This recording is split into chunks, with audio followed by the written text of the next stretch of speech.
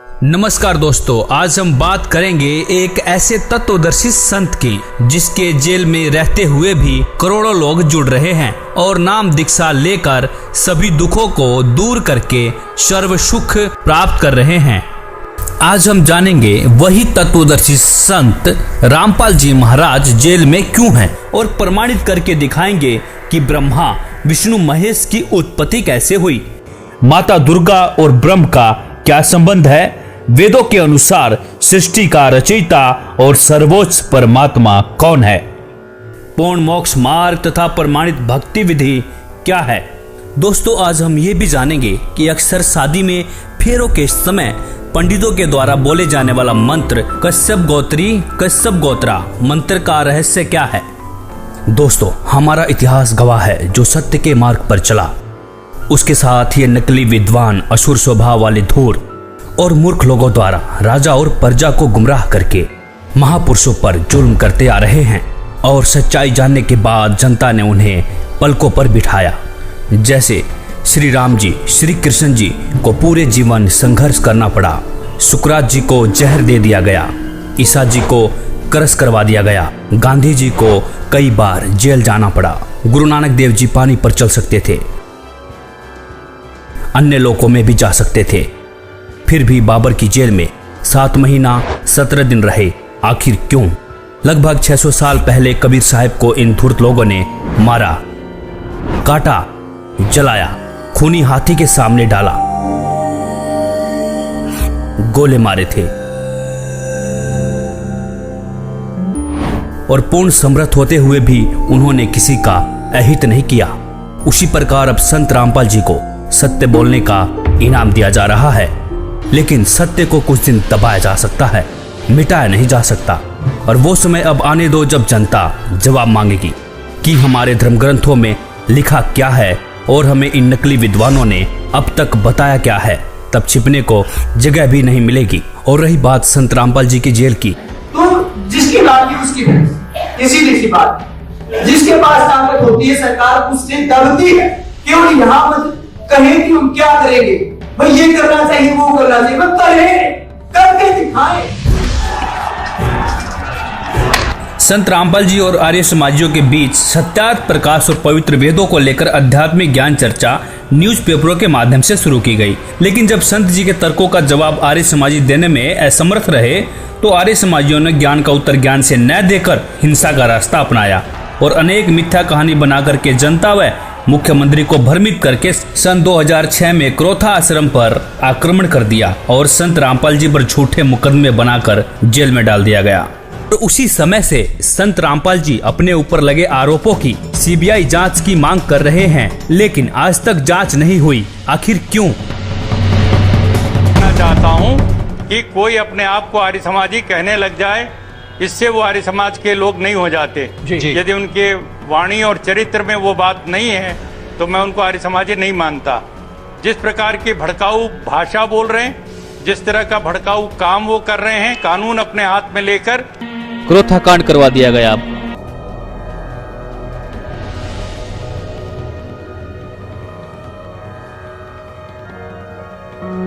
बरवाला कांड करवा दिया गया। फिर संत रामपाल जी 2008 में बाहर आए, प्रचार प्रसार शुरू किया, बहुत तेजी से श्रद्धालु जुड़ने लगे। संत जी का बढ़ता बोलबाला देखकर फिर से संत रामपाल जी को सन 2014 में षड्यंत्र के तहत जमानत कैंसिल करवा के जेल में डाल दिया गया। तो संत रामपाल जी ने इन नकली विद्वानों के झूठ तथा पाखंड को उजागर करके सभी धर्म ग्रंथों के गूढ़ रहस्यों की सच्चाई दिखाने के कारण ही आज जेल में है। इसी संदर्भ में कबीर साहब जी ने भी कहा था, 5000 और 500 जब कलयुग बीत जाए, महापुरुष फरमान तब जग तारन को आए। जो मम संत सत उपदेश दृढ़ावे, वाके संग सभी राड बढ़ावे, या सब संत महंतन की करनी, धर्मदास में तो से वर्णी। अर्थात जो मेरा संदेश वाहक संत होगा उसके साथ संत महंत ईर्षा, झगड़ा और विरोध करेंगे। यह भी उस पूर्ण संत की मुख्य पहचान होगी। संत रामपाल जी ने अपने करोड़ों शिष्यों के अंधविश्वास, पाखंडवाद, रीति रिवाज, दहेज प्रथा,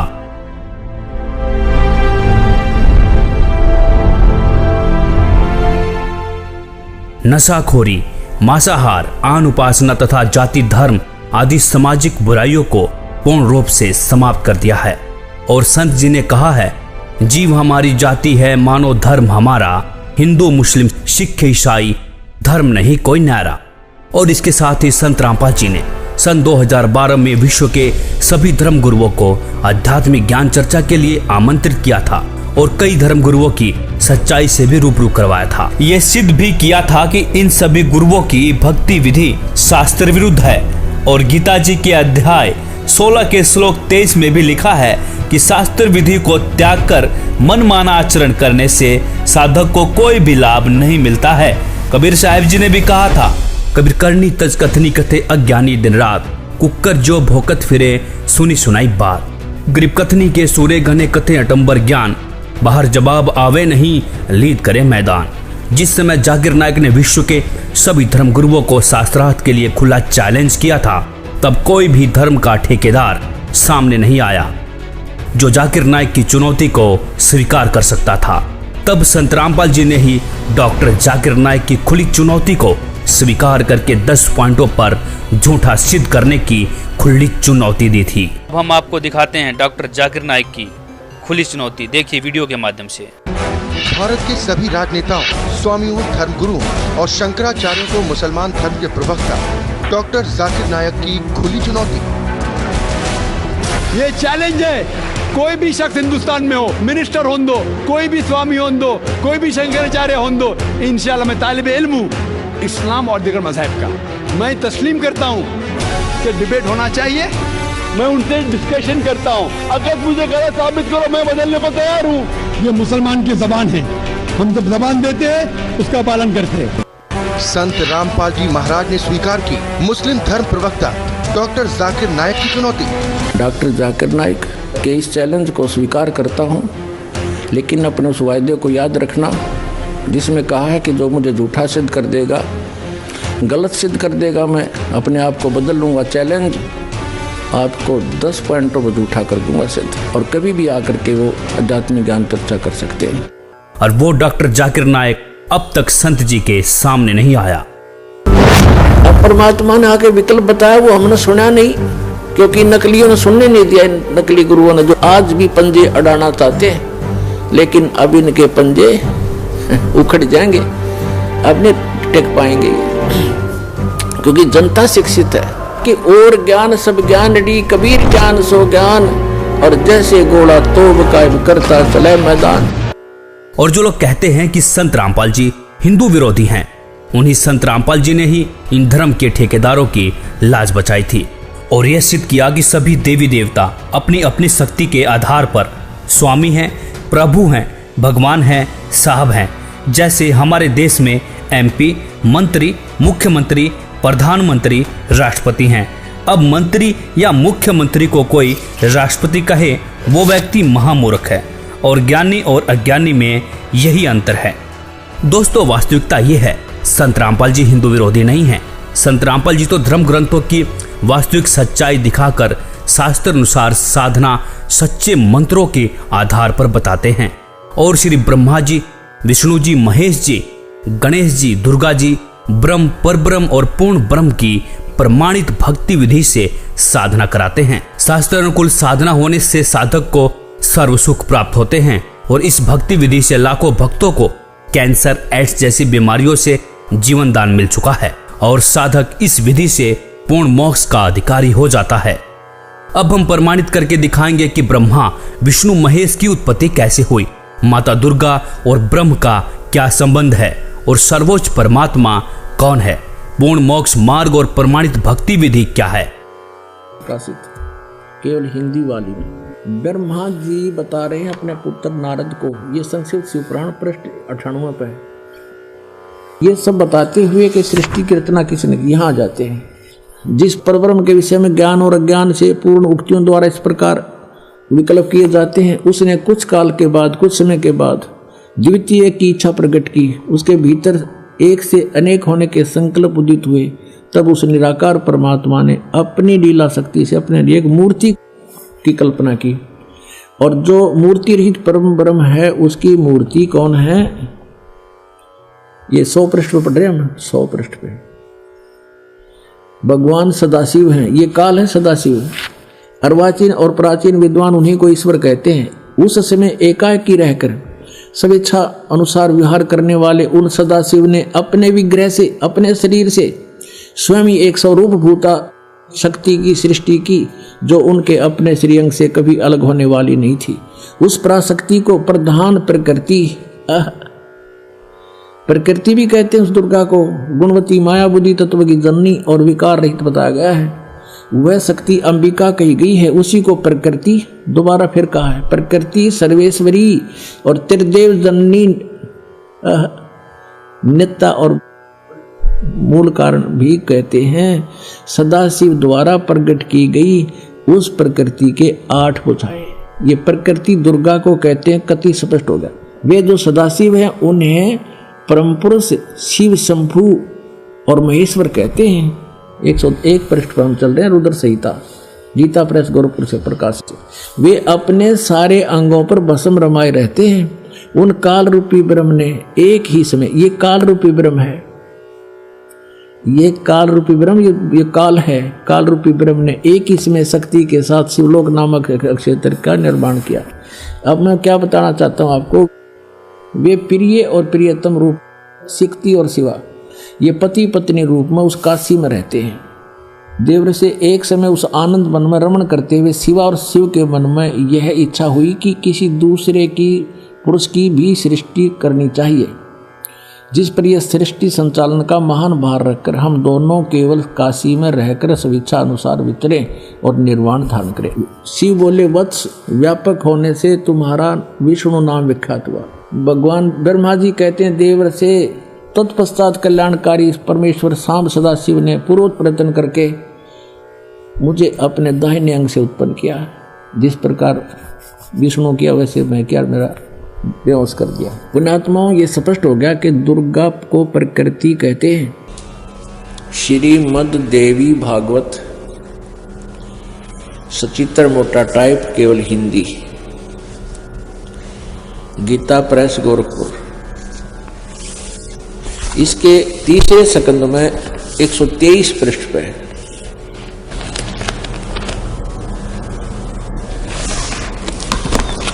ये है संक्षिप्त देवी भागवत तीसरा स्कंद,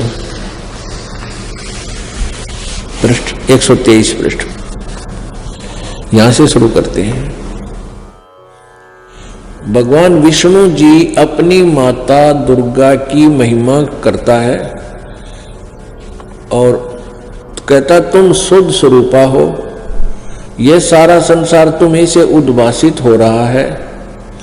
मैं ब्रह्मा और शंकर हम सभी तुम्हारी कृपा से विद्यमान हैं।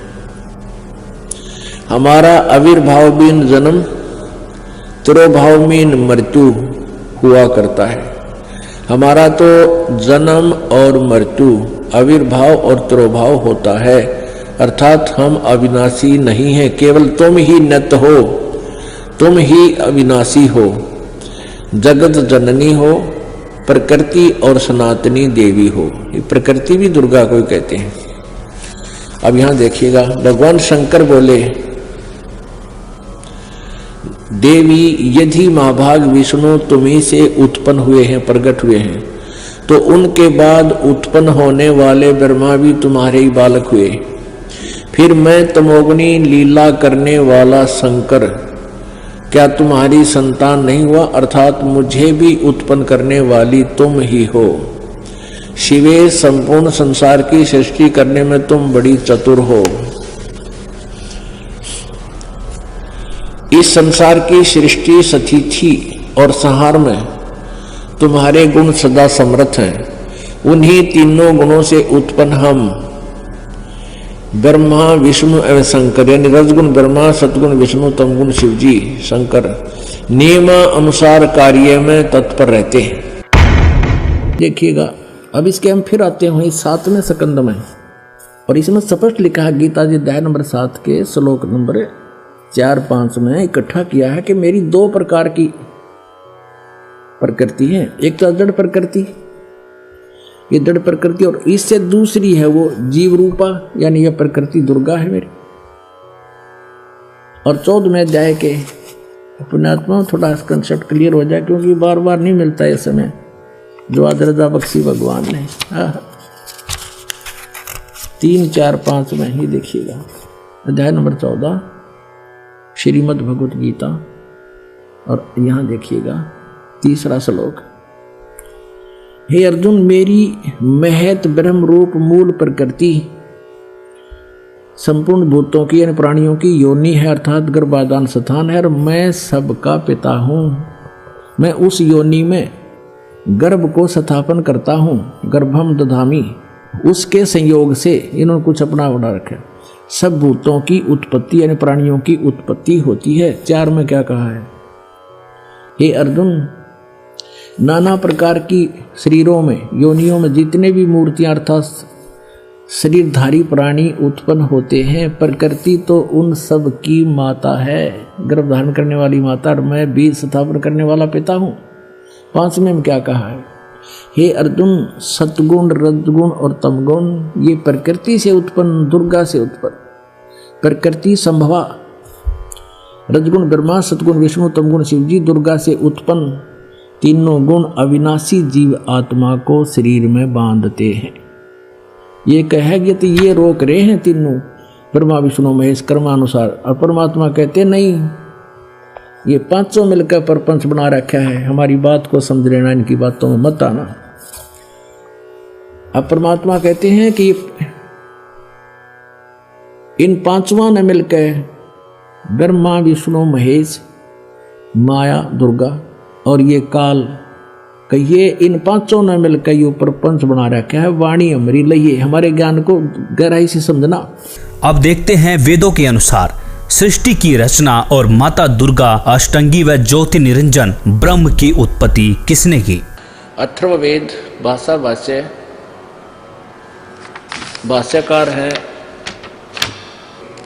3रे ने, ये जब प्रदजे विद्वानस्य बंधु विश्वा देवानाम जनीमा विभक्ति ब्रह्मे ब्रह्मणे उद्भारे मध्यात नीचे ऊंचे सवधा अभी प्रतस्थो। सर्वप्रथम देवताओं व ब्रह्मांडों की उत्पत्ति के ज्ञान को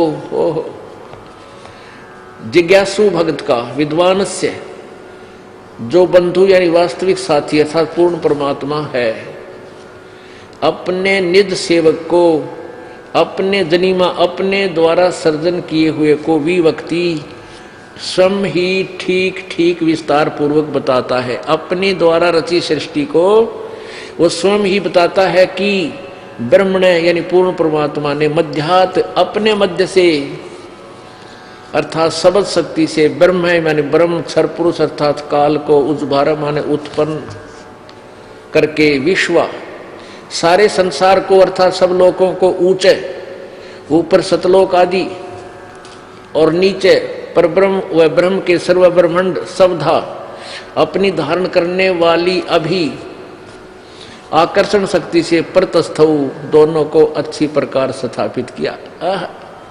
कति कंसेप्ट क्लियर। उस परमात्मा ने सबसे पहले अपने वहां एक शक्ति उत्पन्न की, उस से सब ब्रह्मांडों को ठहराया और फिर उस परमात्मा पूर्ण परमात्मा आप ही आकर अपने निज साथी को विशेष भगत को बताता है। वो अपने द्वारा रची हुई सृष्टि को स्वयं ही ठीक ठीक वर्णन करता है कि पूर्ण परमात्मा ने अपने मध्य से मध्यात अपने अंदर से अपनी सबद शक्ति से इस ब्रह्म काल की उत्पत्ति की। 5वें में लिखा है कि उसी मूल मालिक से अभ्यग्रम सर्वप्रथम स्थान पर आष्ट्रय अष्टंगी अर्थात दुर्गा प्रकृति देवी जनु से माने उत्पन्न हुई। सैबुदिन्यात आष्ट्रय जनु से, आष्ट्रय माने अष्टंगी 8 भुजा वाली दुर्गा की उत्पत्ति हुई। आष्ट्रय माने अष्टंगी माया दुर्गा अर्थात प्रकृति देवी की उत्पन्न हुई, क्योंकि नीचे के परब्रह्म और ब्रह्म के लोकों का प्रथम स्थान सतलोक है। यह तीसरा धाम भी कहलाता है। तस्य इस दुर्गा का भी मालिक यानी उसका भी पिता सम्राट राजाधिराज बृहस्पति सबसे बड़ा पति यानी परमेश्वर, वह जगत गुरु देवता परमेश्वर है। इसका भी पिता यानी मालिक, इस दुर्गा का भी मालिक वो परमात्मा ही है, जिससे सबका वियोग हुआ है, जो सबसे विमुख होकर आए हैं, वहां से बिछड़े हैं। अतः इसके बाद ज्योतिष माने ज्योत निरंजन अर्थात काल के, शुक्र माने बीज शक्ति से, जनिष्ठ दुर्गा के उदर से उत्पन्न होकर विप्रा भक्त आत्माएं अलग से धूमंतु, धूमंत माने मनुष्य लोक और स्वर्ग लोक में ज्योति निरंजन के आदेश से दुर्गा ने कहा वसंतु, यानी स्वर्गलोक और पृथ्वी लोक पर निवास करो, निवास करने लगी। कति स्पष्ट कर रखा है। अब सातवें में कमाल किया कि वो कौन है, वो परमात्मा जो देव बंधु है, सबका साथी है, जिसने उस ऊपर के लोक रचे, नीचे के लोक रचे, दुर्गा की उत्पत्ति की, काल ज्योति निरंजन की उत्पत्ति की, वो है कौन? इस सातवें मंत्र में स्पष्ट कर दिया, वो कबीर देव है।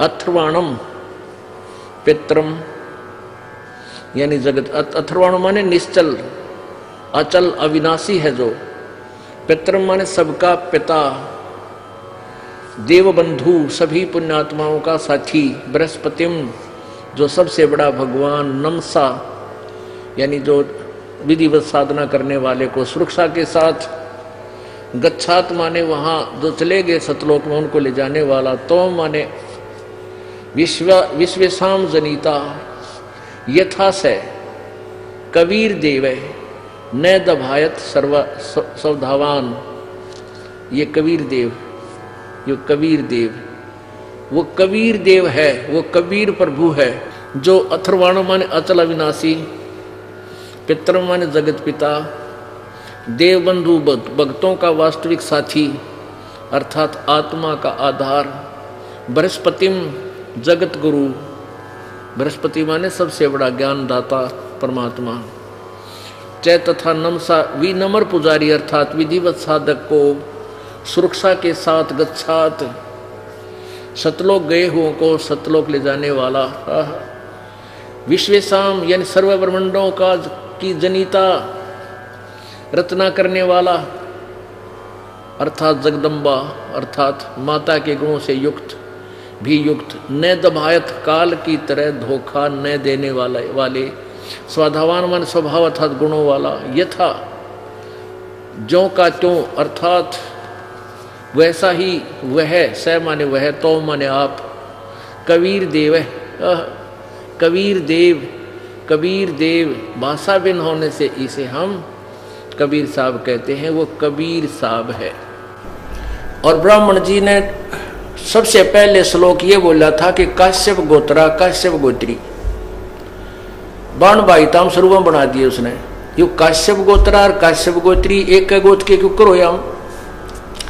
इस तत्व ज्ञान से दास परिचित था, लेकिन उनको उस समय यह बताना उचित नहीं समझा, क्योंकि वो तो सारे फिर वो दूसरे ज्ञान से भरे हुए थे, तो मेरे वह बात समझ में आ गई रहे। सचमुच ये तो परमात्मा ने जो ज्ञान बताया उससे समझ में आती है। परमात्मा कहते हैं काश्यप गोत्रा काश्यप गोत्री पंडित शाखा लाया, और कोई तत्ववेत्ता ज्ञानी जाना यू बाण ब्याह घर लाया। कोई तत्वदर्शी संत ही जानता है कि बाण को ब्याह के घर लाया था।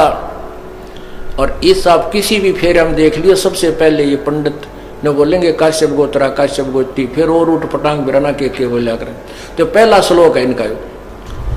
अब परमात्मा की ये आगे जो लाइन है, पंक्तियां हैं, अब समझ में आएंगे आपके। क्या बताते हैं? माँ अष्टंगी पिता निरंजन, ये जम दारुण वंशन अंजन, पहले कीन निरंजन राई ही पीछे से माया उपजाई। पहले ज्योति निरंजन को अंडे से उत्पन्न किया और पीछे दुर्गा का शरीर बनाया परमात्मा ने अपनी शब्द शक्ति से, और फिर दुर्गा के रूप को देख करके, सुंदरता को देख कर ये काल उसके ऊपर वशीभूत हो गया। ये 3 पुत्र उत्पन्न किए। क्या कहते हैं? ज्ञान बोध और बोध सागर में पृष्ठ नंबर 21 पर, धर्मदास ये जग बोराना, कोई ना जाने पद निर्वाणा। यही कारण मैं कथा पसारा, जग से कही एक राम नहीं आ रहा। ये राम है यहाँ पर। अब मैं तुमसे कहूँ चिताई तेरे देवन की उत्पत्ति भाई। ज्ञानी सुने सो हृदय लगाई, मूर्ख सुने तो गम नहीं पाई। माँ अष्टंगी पिता निरंजन, और ये जम दारुण वंशन अंदन। पहले कीन निरंजन राई, पीछे से माया उपजाई। कामदेव धर्मराय सताए, देवी को तुरंत रखाए। पेट से देवी करी पुकारा, हे साहेब मेरा पुकारी, में साहेब मेरा करो बारी। धर्मराय को हिकमत कीना, नख रेखा से भग कर लीना।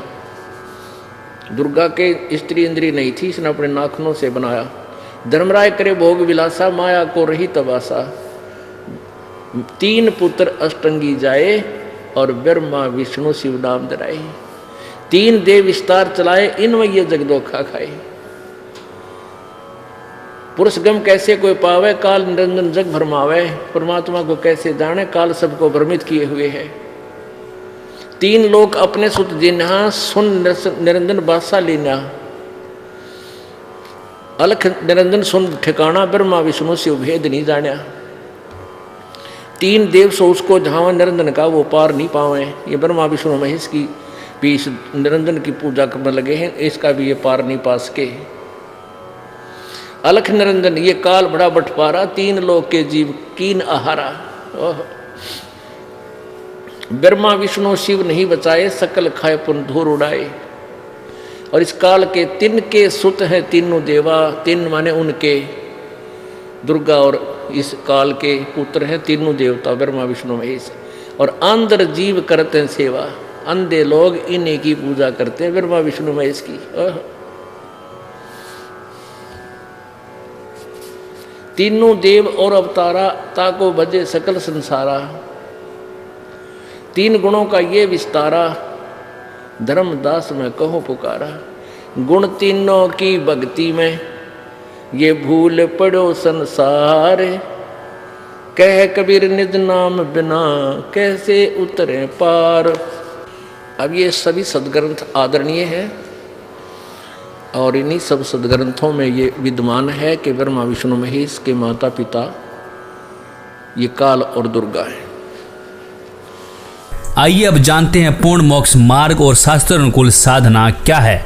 संत रामपाल जी महाराज प्रथम बार में श्री गणेश जी, श्री ब्रह्मा सावित्री जी, श्री विष्णु लक्ष्मी जी, श्री शंकर पार्वती जी व माता शेरावाली का जाप देते हैं, जिसका आवास हमारे मानव शरीर में बने चक्रों में होता है।